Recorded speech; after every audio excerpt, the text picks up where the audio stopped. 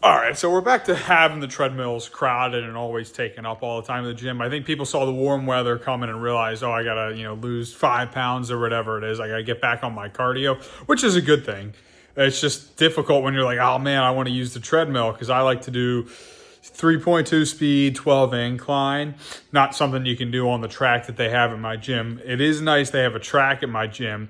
It's just interesting how almost difficult it is to change from going to the treadmill at like a relatively high intensity on like walking cardio to walking around the track where there's no incline and you're just like walking at whatever speed. It's just like kind of hard to get that same intensity, and it's also hard to have that same focus when you're walking around the track because you gotta like make sure people aren't gonna run past you if you're trying to get around somebody. So it's just like difficult. It was almost disappointing for me that I had to walk on the track because I knew it was going to be easier and I knew I wasn't going to be getting the same intensity, right? Because I'm not trying to run because that's a different type of cardio that I'm not trying to do right now.